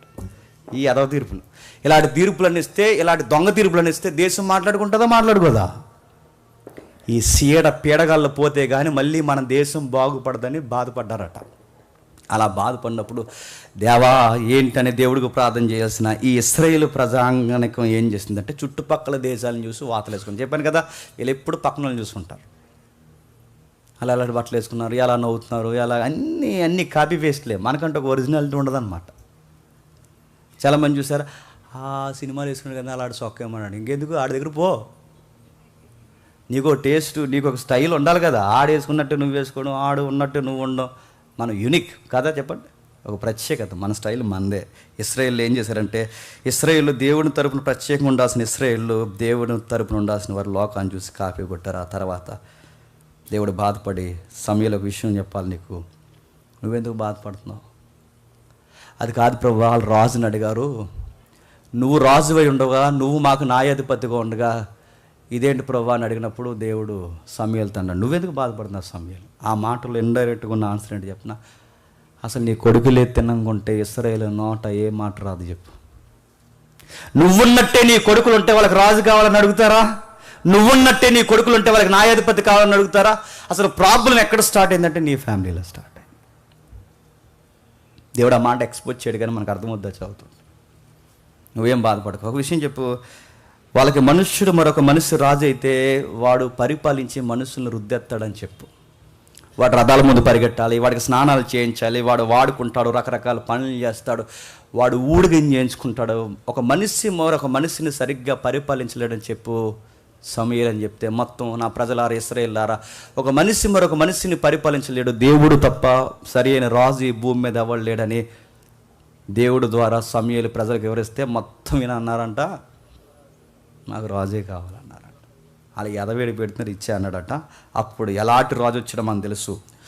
సాకులు చెబుతూ, సుత్తి మాటలు మాట్లాడుతూ, డంబంగా ప్రవర్తిస్తూ, తానేదో గొప్పవాడని చెప్పుకుంటూ, రోజు సిగ్గుపడే విషయాలు చేసి జీవితాంతం కవర్ చేసుకునే ఒక రాజు దొరికాడు వాళ్ళకి. ఆయన పేరేం పేరు చెప్పారు? సౌలు. లైఫ్ అంతా సౌలు జీవితం covering covering covering covering covering కాదా సౌలు జీవితం? సుత్తు మాటలు, అప్పటికప్పుడు కవరింగ్ మాటలు, అప్పటికప్పుడు ఏదో ఒకటి. దేవుడు చెప్పాడు, మీకు ఎవడైనా సరే మీకు సరి అయిన నైతిక విలువలు నేర్పించే మనసు ఉందంటే, మొత్తం విన్న తర్వాత మాకు ఆడే కావాలంటే ఎలాంటి వాడు చెప్పిన రోజు డంబం కోసం బతికేవాడిని ఇచ్చాడు. డంబం అండి సౌలుకి. ఆ డంబం తగ్గకూడదు, తనకన్నా ఎవరిని పొగడకూడదు, తనకన్నా ఎవరు గొప్ప కనబడకూడదు. పిరుకోడు, శాతగానోడు, నలుగురు ముందు నిలబడలేనోడు, ఎవరైనా చుట్టాలు వస్తే మిద్ది మీదకి దాక్కుండే ఇంత బలహీనుడు, చూడడానికి ఎత్తుకుంటాడు, చూడడానికి లాంగ్ హెయిర్, చూస్తే అరే భలే వందర కట్అవుట్ అనుకునే మనిషికి గుండె ధైర్యం లేనోడికి దేవుడు గుండె ధైర్యం ఇచ్చి మోటివేషన్ ఇచ్చి అన్నీ చేస్తే ఈరోజు సింహాసనం పిచ్చెక్కి 2 సంవత్సరాల్లో మారిపోయాడు. 2 సంవత్సరాలు దావీదుని తరిమాడు, దావీదుని ఏడిపించాడు, దావీదుని లేకుండా చేయాలనుకున్నాడు. ఎందుకంటే ఆయనకి పబ్లిసిటీ పిచ్చి, ఆయనకన్నా ఇంకెవడో బాగుండకూడదు. ఎవడన్నా బాగా కనబడితే ఆ కళ్ళు పచ్చగా అయిపోతాయి, అదో పచ్చకామర్లు జబ్బు ఆయనకి, పచ్చగా ఉండకూడదు ఎవరు. అందుకే చివరికి ఏం చేశాడో తెలుసు, మనకేం చేశాడో, తిరగబడ్డాడు, ఎవరిని కనబడకూడదు అనుకున్నాడు. చివరికి కాపరాలను కాపాడాల్సిన వాడే కాపరాలు చెదరగొట్టే పనులు సౌలు చేస్తున్నాడు. ఆ టైంలో దేవుడు పొలంగొట్లు మీద గొర్రెలు మేపుకునే, పాడు గొర్రెలను మేపుకునే ఒక కుర్రోడిని చెప్పండి రెడీ చేస్తున్నాడు. గాడ్స్ ప్లానింగ్ మీకు అర్థమవుతుందో లేదు. మాట వినేవాడు కావాలి. ఆదాము మాట విన్నాడు, వినడం మానేశాడు, పక్కన పెట్టాడు. నోహు మాట విన్నాడు, ముందుకు పెట్టాడు. అబ్రహాం మాట విన్నాడు, ముందుకు పెట్టాడు. ఇస్సాకు మాట విన్నాడు, ముందుకు పెట్టాడు. యాకోబు జీవితం తర్వాత మాట విన్నాడు, ముందుకు పెట్టాడు. యాకోబు కొడుకుల్లో యెహోషువ, క్షమించండి, యోసేపు మాట విన్నాడు, తీసుకెళ్లి సింహాసనం మీద కూర్చోబెట్టాడు. దేవుని మైండ్ సెట్ మీకు అర్థమవుతుందా? మాట విను చాలంతే. ఆ మాట విని ఆయన చెప్పింది చేస్తే చాలు. ఆ యెహోషువ తర్వాత యెహోషువ మాట విన్నాడు, పక్కన అహరోను ఉన్నారు, అహరోను కొడుకులు ఉన్నారు, మోసేకి 2 కొడుకులు ఉన్నారు. ఆయన మాట వినేవాడు కావాలి. యెహోషువ వింటాడు, తీసుకొచ్చి నాయకుడిని చేస్తాడు. ఆ తర్వాత తీసుకొచ్చే న్యాయాధిపతులు ఒక్కడ మాట వినలేదు, మాట వినే ప్రవక్తను పెట్టుకున్నాడు. ఆ మాట వినే వ్యక్తి సమూయేలు. మాట విన్నాడు, 40 ఏళ్ళు ఉద్ధరించేశాడు. ఇప్పుడు మాట వినేవాడే కావాలి, సౌలుని పెట్టాడు. మాట వింటాడా? తనకు నచ్చిందల్లా చేసేసి చివరికి ఏమంటాడంటే ఇది దేవుడికి నచ్చిందిలే అంటాడు. ఇదో భక్తి. డ్యాన్సులు వేసేస్తున్నారు, అది దావీదు డ్యాన్స్ అన్నారు. మరి దావీదు అలా చేసాడు, వాళ్ళు చూశారు. వాళ్ళు ఎగిరేస్తారు, ఇది దావీదు నిత్యం, సిగ్గులేని నిత్యం అన్నారట. నన్ను అడిగితే వీళ్ళందరికీ హెడ్ మాస్టర్లో దావీదు గారిని తీసుకురావాలండి. చెత్తగొడతాడు, శరతరూపు ఉంటుంది ఆయన దగ్గర. రకరకాల పనులు చేస్తున్నారు, మాట వినరు, రకరకాల పనులు చేస్తారు. సరే, దేవుడు పిలుచుకున్నాడు, దేవుడు మాట్లాడుతున్నాడు. పొలం గొట్ల మీద తిరిగి ఒక వ్యక్తిని, పొలంలో ఉండే ఒక వ్యక్తిని, గొర్రెలు మేపుకునే వ్యక్తిని, ఒక పల్లెటూరు కుర్రోడిని సితార చేత పట్టుకుని వాయించుకుంటూ దైవికమైన పాటలు పాడుతూ, ఆ ఏజ్లో అబ్బాయిని గురించి స్టేట్మెంట్లు ఉన్నాయి బైబిల్లో. టైం లేదు కానీ నేను దాటేస్తున్నాను. ఆయన గురించి రాయబడిన మాటలు చెప్పిన, చక్కటి నేత్రములు గలవాడట. ఎవరు? ఐస్ చాలా బాగుంటాయంట. ఎవరివి? దావీదు గారు. రంగు చాలా బాగుంటుందట, చూడ్డానికి చాలా బాగుంటుందట, ఎయిర్ బాగుంటుందట, అన్నీ బాగుంటాయట. అన్నీ బాగున్న కుర్రోడిని పట్టుకోగలమా? ఫేస్బుక్ ఈడిదే, ఇన్స్టాగ్రామ్ ఈడిదే అని చెప్పండి, అన్నీ ఈడివే. లైక్ చేయండి, చెప్పండి, షేర్ చేయండి. ఇప్పుడే కొత్త డ్రెస్ కొట్టండి, ఇంకా లైక్ అన్నారట. ఈ జనరేషన్లో కూడా దావీదు గారికి ఒక యాప్, ఒక ఇన్స్టాగ్రామ్, ఒక ఫేస్బుక్, ఒక ట్విట్టర్ ఏదో ఒకటి ఇచ్చి నువ్వు వాడవయ్యా, నీ ఐస్కి పిచ్చి ఫ్యాన్స్ ఉంటారు, ఫాలోయింగ్ అదిరిపోతుంది, బుక్కులన్నీ ఫుల్ అయిపోతాయి అంటే నేను వాడిన సారు అంటాడట. నా కళ్ళు బాగున్నా నా మనసు నా కళ్ళు మీద ఉండదు, నా రంగు బాగున్నా నా మనసు నా రంగు మీద ఉండదు, నా ఆకారం బాగున్నా నా ఆకారం మీద నా మనసు ఉండదు. నా మనసు డబ్బని ఎవరి కోసం కొట్టుకుంటుందంటే యెహోవా యెహోవా యెహోవా యెహోవా. అందుకే దేవుడికి దావీదు గారు నచ్చేశారు. ఎర్రనివాడు, చక్కటి నేత్రం గలవాడు, చూడ్డానికి సౌందర్యవంతుడైన దావీదు గారిని దేవుడు ప్రేమించి దేశాన్ని తెచ్చి చిన్న కుర్రోడు చేతిలో పెట్టాడట. ఎవడో ఫైట్ చేయలేని ఫైట్ ఎవరితో చేయించాడు చెప్పండి? ఆయన ఎలక్కం బొడ్డు అదిరిపోద్ది. ఎవరిదే? దావీదు గారిది. హీరోయిలు వేసినది. ఏగని చంపాడో దోగని చంపాడో కాదు, ఏగనే దోమని కాదు, ఏకంగా గొలియాతు గాడినే చంపాడు. కత్తి తీసాడు, ఆడు కత్తి తీసి ఆడ తల నరికాడు. ఈ చేత్తో తలబట్టుకుని చేత్తో గట్టి పట్టుకుని అలా నడుచుకుని సిటీలోకి వస్తుంటే ఫ్యాన్స్ అయిపోయారు. అంతే, పబ్లిక్ ఒక మాట అన్నారు, దావీదుకి 10,000 సౌలుకి 1000 కానీ ఇక్కడ పూర్వం వచ్చేసింది సౌలుకి. పబ్లిక్ పాటలు రాయమని చెప్పాడా? రే నా మీద పాట రాయండి అన్నారు. ఇప్పుడు రాయించేసుకుంటున్నారు దగ్గర కూర్చొని. రాయించుకోవట్లేదు చెప్పండి, నాకు గుర్తు రావట్లేదు. అన్నొచ్చాడు మళ్ళీ వచ్చాడు. నా దేవుడి కోసం రాయను పాట చెప్పండి. జేమ్స్ అన్న వచ్చేండి సుత్తి చెప్పాడు. వచ్చి ఏం చేశాడు? నా మీద పాట ఏంటి, నా గురించి పొగడతలేంటి? దావీదు అలా చేయడు, దావీదు చెప్పలేదు. దావీదుని పబ్లిక్ పొగిడారు, ఓ లుక్ వేసాడు, అది మనసులో పెట్టుకోలేదు. ఆ సెలబ్రిటీ పిచ్చి దావీదుకి అంత అట్రాక్షన్ ఏమీ కాదు, పక్కన పడేశాడు. దావీదు పరిపాలన ఎలా జరిగిందో తెలుసు. తన జీవితంలో చిన్న అరమరికలు ఉన్నా మళ్ళీ జీవితంలో ఒక నిర్ణయం తీసుకున్నాడు. జీవితంలో మళ్ళీ తప్పు చేయలేదంట. దావీదు గారి లైఫ్ స్టైల్ తెలుసు, ఆ బెచ్చబ స్టోరీ మనకు తెలుసు. ఆ తర్వాత వయసు అయిపోయిన తర్వాత చలికి వణికేస్తుంటే పక్క వాళ్ళకి మరి వైద్యుల కన్నా గొప్ప ఐడియాలు వచ్చినాయి. వాళ్ళకి సలహాదారులు ఉంటారు కదా, వాళ్ళు అన్నారట, దావీదు గారికి చలి తగ్గాలంటే ఏం చేయాలి? ఓ చక్కని చిన్నది ఎక్కడుందో చూడండి, ఆ చిన్నదాని కౌగులికి చాలా వేడి పుట్టేస్తారు దావీదు గారు అని చెప్పి మొత్తం దేశం అంతా ఎదిగి ఆ చిన్న పిల్లల్ని తీసుకొచ్చి దావీదు గారి కౌగుల్లో పెట్టారా. పెడితే ఆ అమ్మాయి స్టోరీ మీకు తెలుసు కదా, భర్తే, పేరుకి భర్తే, కానీ ఆ భర్తతో తనకి ఏ సుఖాలు ఉండవు. అమ్మాయి లైఫ్ స్టైల్ మీకు తెలుసు కదా, ఆడుకునే వయసులో రాజు గౌరవం కోసం లైఫ్ని సాక్రిఫైస్ చేసింది. ఎప్పుడైనా మాట్లాడుకుందానండి అమ్మాయి కోసం. తీసుకొచ్చాడు, అమ్మాయిని కౌగిట్లో పెట్టుకుని అక్కడ రాయబడిన మాట తెలుసా? మళ్ళీ అమ్మాయితో దావీదు చెప్పండి తప్పు చేయలేదట. దావీదు జీవితం ఘనంగా ముగిసిపోయింది, సాక్షార్థంగా ముగిసిపోయింది. ఆ తర్వాత దావీదు గారి తరంలోంచి లేదా ఆయన కుటుంబంలో నుంచి మాటిని ఒక వ్యక్తి వచ్చాడు. ఆయన పేరు సొలొమోను గారు. నేను ముగిస్తున్నాను. ఆ సొలొమోను గారు వచ్చిన తర్వాత ఏం జరిగిందో తెలుసు? సొలొమోను గారు ఉన్నంతకాలం బాగా నడిచింది, బాగానే ఉన్నాడులే, అన్నీ ఇచ్చాడు అనుకుంటే అందరిని ఆకర్షించుకుంటూ తిరిగాడు ఈయన. ఆయన స్టైలే వేరు. ఎవరిది? సొలొమోను గారు. ఆవిడెవరో వచ్చిందంట, నీతో ఉండిపోతాను అన్నదంట. ఆ ఉండిపోతానంటే పెద్ద పెద్ద స్టేట్మెంట్లు ఇచ్చింది రకరకాల. మాదిగో తమ్ముడు దాచుకుని బొమ్మలు మరీ వేస్తున్నాడు చూడు, అది ఆవిడే సేవాదేశపు రాణి. ఇప్పటికి వాళ్ళ అబ్బాయి ఉన్నాను నేనే అని 1949 చిట్ట చివరి రాజు వరకు నేను సొలొమోనుకు పుట్టినని క్లైమ్ చేసుకుని ఒక దక్షిణ దేశపు రాజు ఉన్నాడు. తెలుసు కదా, తెలిసినా తెలియకపోయినా తెలిసినట్టే ఉన్నాడు. మరి అది బైబిల్లో లేదు కానీ బయట ఉంది హిస్టరీలో. సరే, ఏదేమైనా కానీ అలాంటి రాణిలు కూడా ఆయనకు ఫిదా అయిపోయారు. తర్వాత ఏం జరిగింది తెలుసు? సొలొమోను మాట వినే రోజులు పోయే, సొలొమోనే భార్యల మాట వినే రోజులు వచ్చేసాయి. దావీదుని పోలుండాల్సిన రోజులు పోయాయి, దావీదుని మైమరిపించే రోజులు సొలొమోను జీవితంలోకి వచ్చేసాయి. చీకటి జీవితంలో అలుముకుంది, అంధకారం తన గుండెని కప్పేసింది, అలజడి రేగిపోయింది. చివరికి తన జీవితం వృద్ధాప్యంలో ముగిసిపోయింది. సొలొమోను ఎక్కడున్నాడో ధైర్యం చేసి స్టేట్మెంట్ ఇచ్చేంత ధైర్యం మనకు లేదు, నాకు తెలీదు.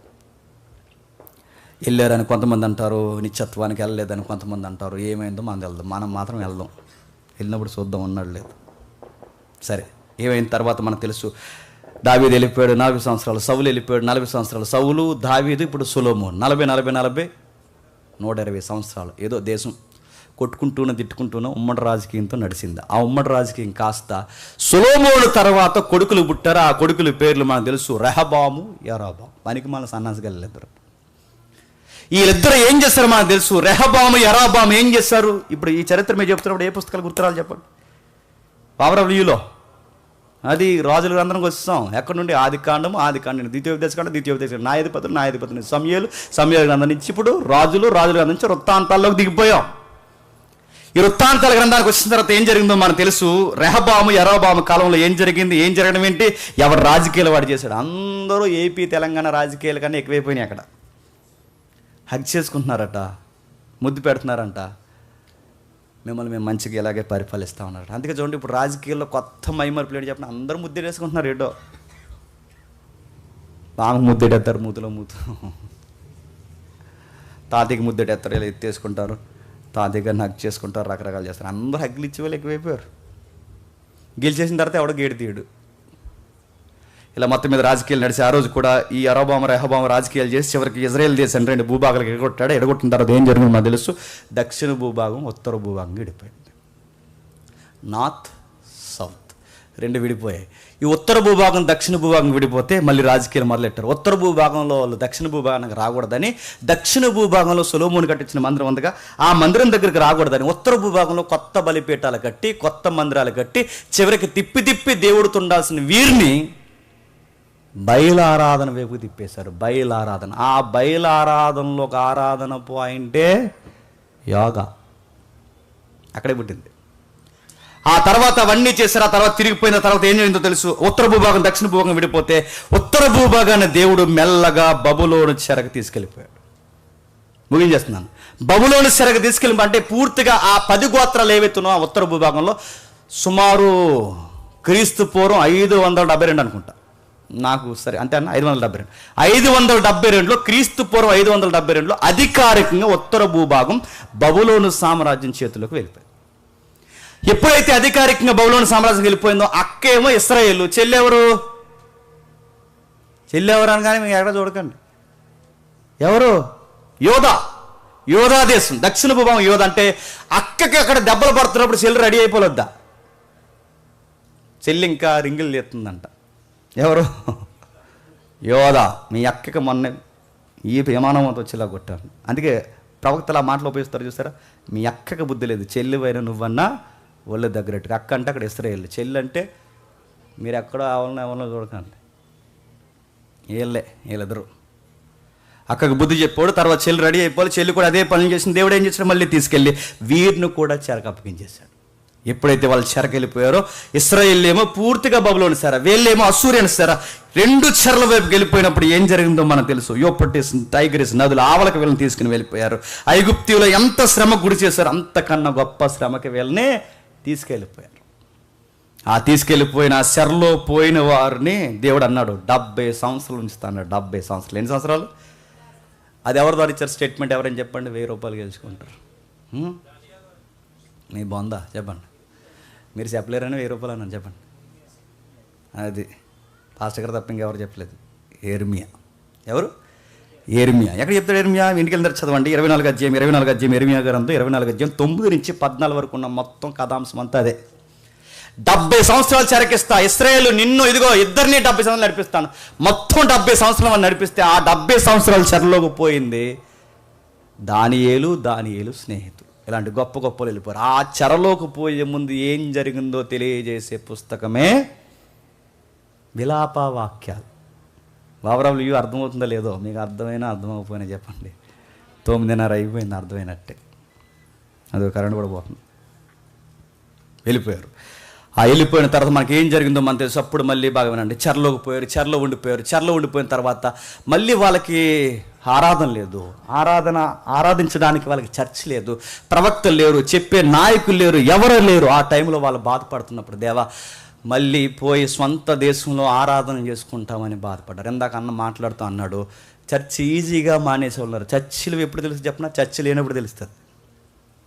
సంఘం విలువ ఎప్పుడు తెలుసు చెప్పినా, సంఘం లేనప్పుడు తెలుస్తుంది. వాళ్ళకి లేకుండా పోయింది. 70 ఏళ్ళ తర్వాత బుద్ధి వచ్చింది. దేవుణ్ణి ఆరాధించుకోవడానికి స్థానం లేదు, దేవుణ్ణి ఆరాధించుకోవడానికి ఆరాధన సమయం లేదని బాధపడినప్పుడు సరిగ్గా టైంలో జరుబ్బాబెలు తెర మీదకి వచ్చాడు.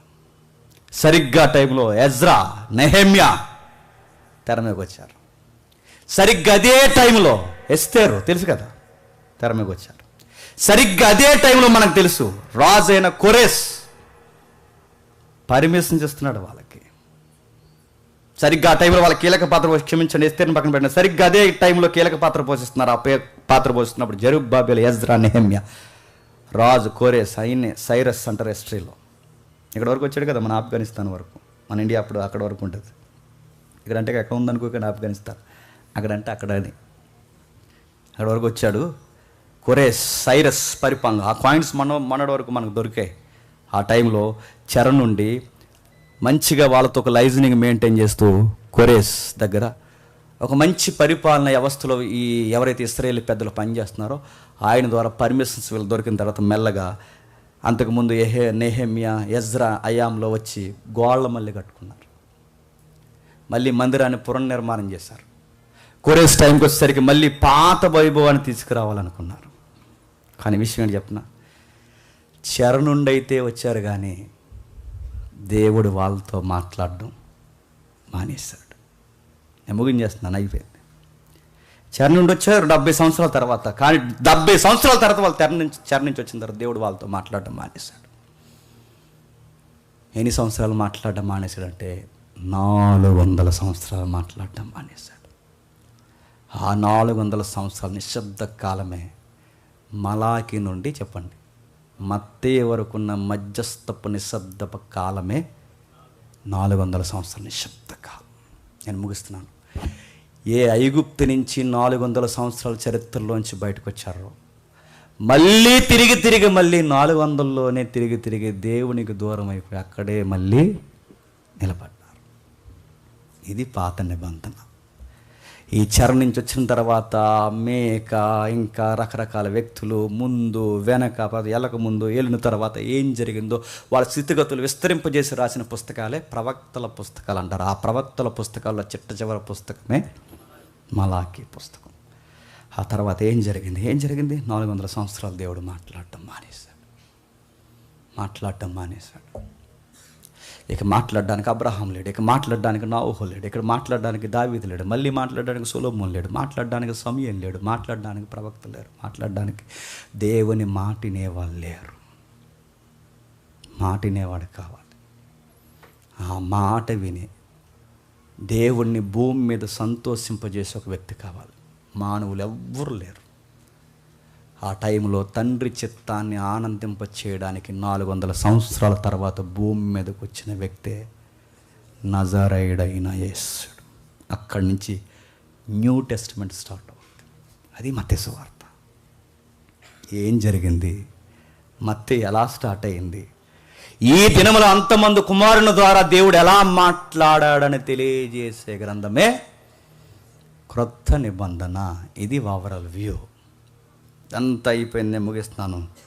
ఒక బైబిల్ పండితుడు ఏమంటాడంటే, అరే ఆదికాండం చదువుతున్నప్పుడు, నెహెమ్యా చరిత్ర చదువుతున్నప్పుడు, మలాకి పుస్తకాలు చదువుతున్నప్పుడు ఇశ్రాయేలు దేవుడు మనకే ఆశ్చర్యం కనబడుతున్నప్పుడు ఇశ్రాయేలుకి ఎందుకు కనబడలేదబ్బా అని ఒక బైబిల్ పండితుడు ఏడుస్తూ కామెంటరీ రాశాడు. అందులో ఇలా అన్నాడు, ఎర్ర సముద్రం చీల్చినప్పుడు ఆ చీల్చిన దేవుడు అన్న ప్రశ్న ఇశ్రాయేలుకి ఏమైపోయింది?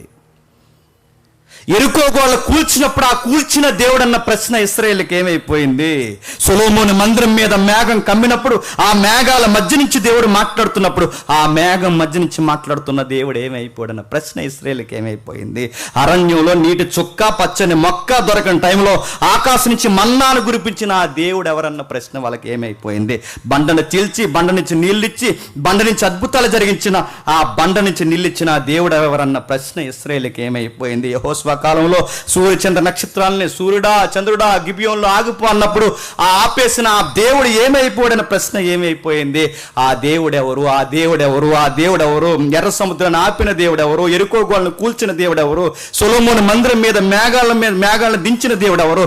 అరణ్యంలో మన్నాను కురిపించిన దేవుడెవరు? బండను చీల్చిన దేవుడెవరు?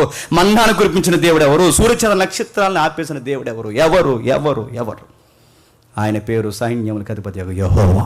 ఆయన మనకే అర్థమైనప్పుడు ఎవరికి అర్థమయ్యలేదు చెప్పండి. అది బాధ. అరే గ్రంథం అక్కడి నుంచి ఇక్కడ వరకు చదువుతుంటే ఆయన పేరు యెహోవా అని మనకి అర్థమవుతుంది, వీళ్ళకి ఎలాగ అర్థం అవ్వలేదు. అందుకే మాట్లాడడం మానేశాడు. ఆయన మాట్లాడడం మానేయడంలో న్యాయం ఉందా లేదు చెప్పండి. బండను చీల్చి సముద్రాన్ని చీల్చి మన్నాను కురిపించి ఇన్ని అద్భుతాలు మీ కాళ్ళ దగ్గర పెడితే నా విలువ తెలియనప్పుడు మీతో నేను ఎందుకు మాట్లాడాలరా అని మాట్లాడటం మానేశాడు. మాట్లాడితే మాటిని లోబడేవాడు కావాలి. ఆ మాటిని లోబడి నా కొడుకు వస్తాడు, దేవశ్రుతుడు. కన్యక గర్భాన పుడతాడు, ప్రజలతో మాట్లాడతాడు, ఆయన ద్వారా మళ్ళీ మీతో నేను చెప్పండి మాట్లాడతాను. అలా ఆపేశాడు. ఆ తర్వాత ఏం జరిగింది, ఏమైంది అన్న చరిత్ర వచ్చే వారం చూద్దాం. ఎవరు మిస్ అవ్వకండి. ఆ న్యూ టెస్టిమెంట్ ఏంటో కూడా మీరు తెలుసుకోండి. ఆ తర్వాత మత్తయి అంటే ఏంటి, మార్క్ అంటే ఏంటి, లూకా అంటే ఏంటి, అపోస్తల కార్యం ఏంటి, ఇలా ప్రకటన గ్రంథం వరకు ఏంటి అదొక ఓవరాల్ వ్యూ మనం చూస్తాం. మీ ఆసక్తిని బట్టి చెప్పే నా ఆసక్తి ఉంటుంది. మీరు వినేదాన్ని బట్టి మీరు టైం చూసుకొని అక్కడి నుంచి నాకు లుక్ ఇచ్చి ఇలా చూసి మేము వెళ్తున్నాం అన్నట్టు మీరు చూసారంటే ఇంక అంతే సంగతి. ఈ 2-3 వారాలు టైం మర్చిపోండి. వింటున్న దాని మీదే మీరు ఫోకస్ పెట్టండి, ఆసక్తి కలిగి నేర్చుకుని. ఎందుకంటే నాకు కన్నీళ్ళు వచ్చి ఒక మాట చెప్తాను. మాకు విజన్ ఉంది, ఒక పెద్ద మందిరం కట్టాలి, ఒక హాస్టల్ కట్టాలి, 1 year బైబిల్ కోర్స్ ఫ్రీగా నేర్పించాలి, అన్ని గ్రంథాల మీద అవగాహన ఇవ్వాలి. బైబిల్ అంటే ఇది, రాజ్యాంగం అంటే ఇది, ఉపనిషత్తులు అంటే ఇవి, ఖురాన్ అంటే ఇది, రామాయణం ఇది, భగవద్గీత ఇది అని అన్నిటి మీద ఒక అవగాహన తెచ్చి ఫ్రీ బైబిల్ కోర్స్ నేర్పించాలనుకున్నాం. సాతానుగాడు కనుగుట్టిందో మరి ఎవరు కనుగుట్టిందో తెలియదు, కానీ మొత్తం మీద ఆ ప్రాజెక్ట్ చరిత్ర 400 సంవత్సరాలు ఆగిపోయింది. అలా మళ్ళీ గాడ్స్ విల్ ఎప్పుడు స్టార్ట్ అవుతుందో నాకు తెలియదు, కానీ చచ్చిపోయేలోపు ఖచ్చితంగా స్టార్ట్ చేస్తాను. ఎందుకంటే చాలామంది అడుగుతున్నారు, నేను ఏ మీటింగ్కి ఏ ఊరు పోయినా ఎక్కడికి పోయినా అన్న మీరు బైబిల్ కాలేజ్ స్టార్ట్ చేస్తాను, ఎప్పుడు స్టార్ట్ చేస్తాను. నిన్న ఒక MBA చదువుతున్న అమ్మాయిలు ఒక టీం ఫోన్ చేశారు, అన్న మేము వచ్చి ఫ్రీగా అంటే, అమ్మాయి ఇంకా అమ్మాయిలకి మేము స్టార్ట్ చేయట్లేదు, అబ్బాయిలకు మాత్రమే. ఎంతమంది నేర్చుకునే వాళ్ళు రెడీగా ఉన్నారు, దాని కొరకు మేము ప్లాన్ చేస్తున్నాం. కానీ నేను మిమ్మల్ని ఏదో ఎమోషనల్గా మీ దగ్గర ఏదో నేను తీసుకోవాలని చెప్పే ప్రయత్నం కాదు, కానీ ఒకటైతే నేను చెప్పగలను, మాకైతే స్థలం కొనాలని ఉంది. ఏం జరిగింది ఏంటి టైం వచ్చినట్టు నేను చెప్తాను. స్థలం లేదు, మన మినిస్ట్రీ అంతా అలా గాల్లో ఉంది. అలా యూట్యూబ్లో మాత్రం అలా కనబడతాం. చర్చికి ఒక ల్యాండ్ మార్క్ ఉందంటే మన మనకేమీ లేదు, మనకి చర్చే లేదు, రెంట్ పొమ్మని ఆ లెటర్లు ఇస్తున్నారు. ఉన్నంతకాలం జరుగుద్ది, తర్వాత ఏమవుతుందో తెలియదు. కానీ మనసును మాత్రం పెట్టండి, ప్రార్థన చేయండి. ఒక విజన్ కలిగి ఉన్నాం, చేతనైనంత వరకు ఎవరి దగ్గర డబ్బులు అడగకూడదు అనుకుంటున్నాం. ఇక మా వల్ల అవ్వదు అనుకున్నప్పుడు అడుగుతాం, అప్పుడు మాత్రం మమ్మల్ని అపార్థం చేసుకోవద్దు. ఒక పెద్ద విజన్ ఉంది మాకు, ఆ విజన్ కొరకు మీరు ప్రార్థన చేయండి. దేవుడు మిమ్మల్ని దీవించును కాక. ప్రార్థన. పరలోకమందున మా తండ్రి, మీ విలువైన సంగతులు మాకు నేర్పిస్తున్నందుకు మీకు స్తుతులు దేవా. మీ దయ మీ కృప మాకు అనుగ్రహిస్తున్నారు, మీకు స్తుతులు తండ్రి. మీ కుమారుని యొక్క శరీరానికి రక్తానికి సాదృశ్యమైన తండ్రి, మాకు ఇచ్చిన నిబంధనలను మేము ప్రవేశిస్తున్నాం. మాతో మా అందరితో మీరు ఉండండి. క్రీస్తున్నామని ప్రార్థన సమర్పిస్తున్నాము తండ్రి.